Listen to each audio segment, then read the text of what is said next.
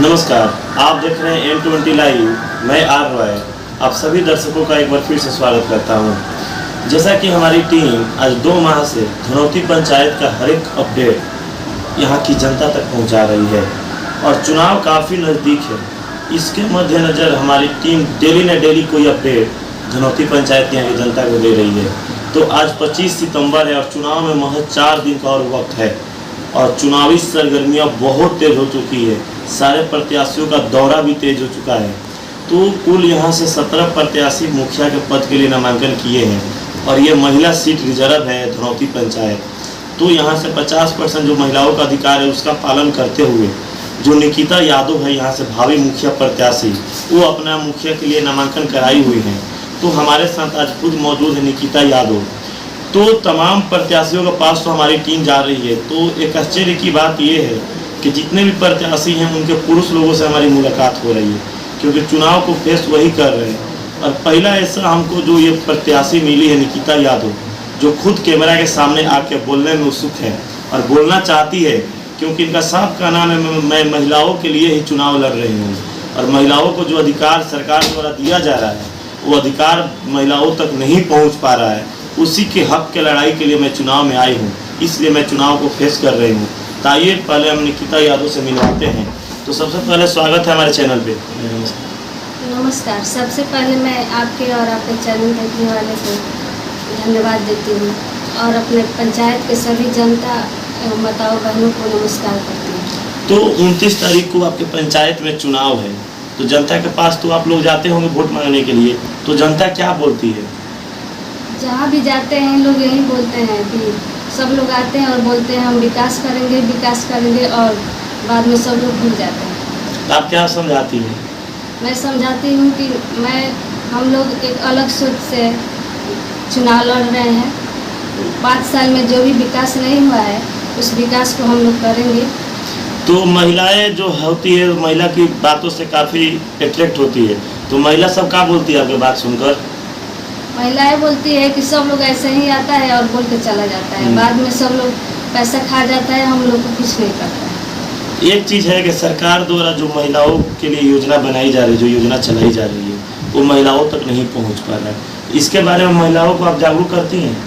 मैं ये चुनाव खास करके महिलाओं के लिए लड़ रही हूँ। मैं महिलाओं को जागरूक करना चाहती हूँ। मैं चाहती हूँ कि हमारी महिलाएँ दब कर जीती है हमारी पंचायत में। मैं चाहती हूँ कि हमारी महिलाएं हमारे पुरुषों से कम नहीं है और वो भी कोई रोजगार करे, आगे बढ़े, हमारी पंचायत इससे और आगे बढ़ेगा। तो महिलाओं की जो आप रोजगार की बात कर रही हैं, तो उसके लिए क्या सोच लेके आप आई हैं पंचायत में? मेरा सोच ये है कि मैं अपने पंचायत के महिलाओं को सरकार द्वारा जो भी योजना आती है, बहुत सारी योजना आती है, 5 साल में बहुत सारी योजनाएँ आई है, लेकिन हमारे पंचायत के महिलाओं के पास पहुँच नहीं पाई। कौन कौन सी योजना है जो पहुँचना चाहिए था? ऐसी कई योजना है, जैसे महिलाओं के लिए सिलाई, कढ़ाई, बुनाई, हमारे पंचायत के लड़कियों के लिए, पढ़े लिखे लड़कियों के लिए कंप्यूटर है। ये सब सरकार हमारी देती है उन लोगों को आगे बढ़ने के लिए, रोजगार करने के लिए। तो क्या अगर ये जनता आप पे विश्वास करके आपको जिताती है, मुखिया के पद पे बैठाती है, तो आप महिलाओं को ये हक दिलाने का काम कीजिएगा? हाँ, मैं ज़रूर करूँगी और मैं अपने पंचायत के माताओं बहनों सभी जनता जनार्दन से मैं ये विनती करती हूँ कि हमें सपोर्ट करें और हमारा साथ दें, ताकि हम लोग जीत कर इन लोगों को सहायता करें, आगे बढ़ाएं, अपने पंचायत एक आदर्श पंचायत बनाएं। अच्छा, तो जैसा कि देखिए सच ही बोला गया है कि डॉक्टर भीमराव अम्बेडकर जी का भी जो सपना था, उनका का नाम था कि शिक्षा शेरनी का वो दूध है जो पिएगा वो दहाड़ेगा। तो वही आज देखने को मिल रहा है निकिता यादव जी से। तो सच में जो माँ बाप इनको शिक्षा दिया है वो शिक्षा सार्थक हो चुका है, क्योंकि एक शादी करने के बाद ये दूसरे के घर आकर अपने अंदर जो टैलेंट है, जो शिक्षा है, उसका प्रयोग करते हुए इस समाज की जो महिलाएं दबी हुई महिलाओं का हक जो छीना जा रहा है, उस हक की लड़ाई लड़ रही हैं और वही शिक्षा का उपयोग करते हुए सरकार की योजनाओं के बारे में इतनी बेबाकी से जनता के समक्ष रख रही हैं। तो ये कोई अनपढ़ आदमी नहीं कर सकता। इनके बातों से साफ स्पष्ट है कि ये जनता के लिए कुछ करना चाहती है। तो जनता को भी सोचने पर मजबूर होना पड़ेगा, क्योंकि महिलाओं का ये सीट है, ये पुरुष का सीट नहीं है, ये महिलाओं का रिजर्व सीट है। सरकार का कहना है कि 50% सीट महिलाओं के लिए रिजर्व रखा गया पंचायती राज चुनाव में, और उसी में आता है ये धनौती पंचायत, जहाँ से महिला चुनाव लड़ेगी। तो ये पहली ऐसी महिला हमको मिली है जो अपने शिक्षा के बल पे, अपने टैलेंट के बल पे इतनी बेबाकी से हर एक मुद्दा को जनता के समक्ष रख रही है। तो जनता को भी सोचना चाहिए कि कौन सा कैंडिडेट मेरे लिए बेस्ट है।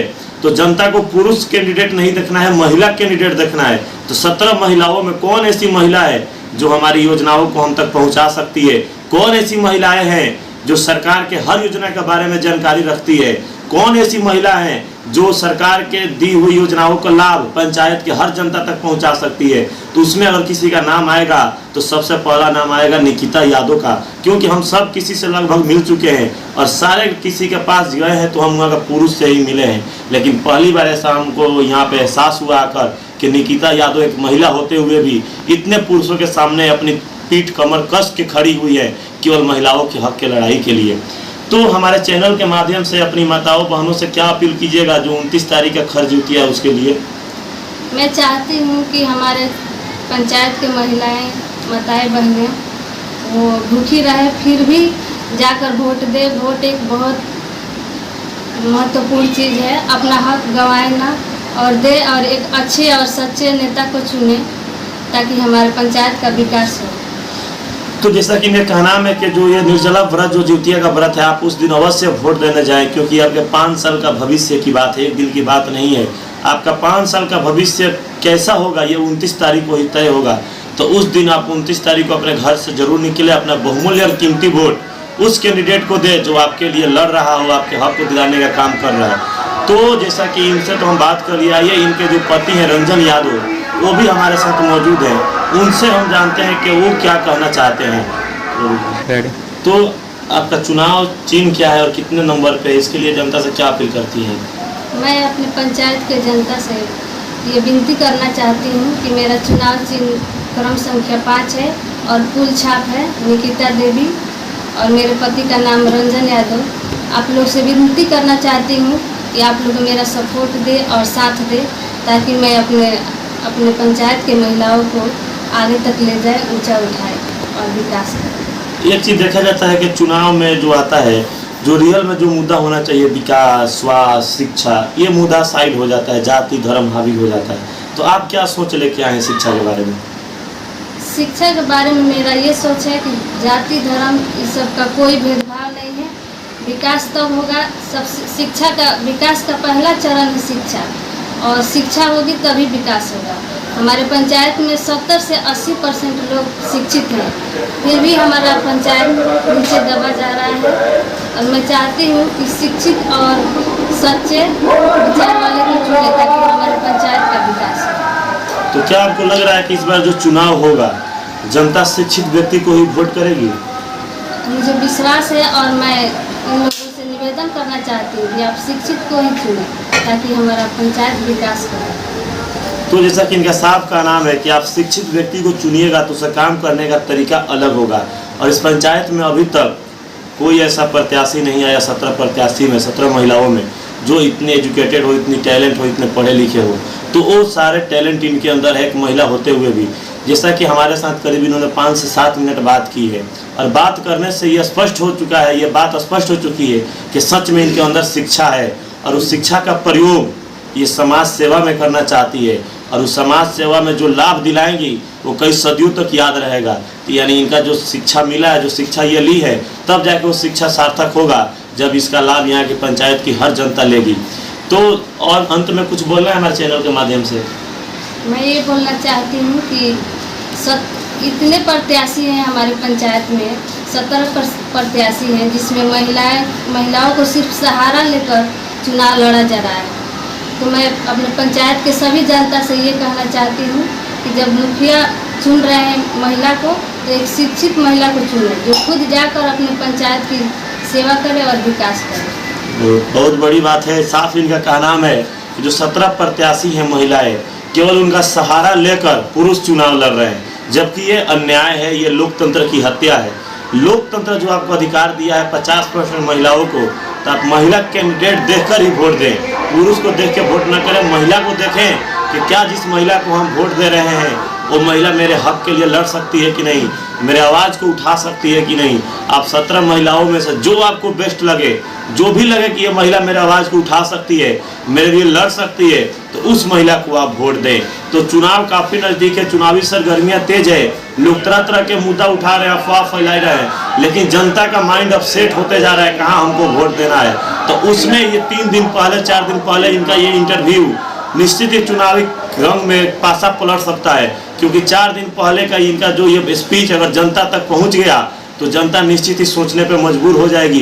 क्योंकि आज तक जनता जिससे भी मिली है वो प्रत्याशी के पति से मिली है और डायरेक्ट प्रत्याशियों से नहीं मिली है। प्रत्याशियों को सोच को जनता नहीं जानी है। जब इनका सोच इस पंचायत के हर जनता तक पहुंचेगा तो जनता खुद सोचने पर मजबूर होगी, और जहां भी माइंड सेट की हुई है अपना माइंड चेंज कर निश्चित एक महिला के पास उनका माइंड जाएगा, क्योंकि महिला का सीट है ना कि किसी पुरुष का सीट है।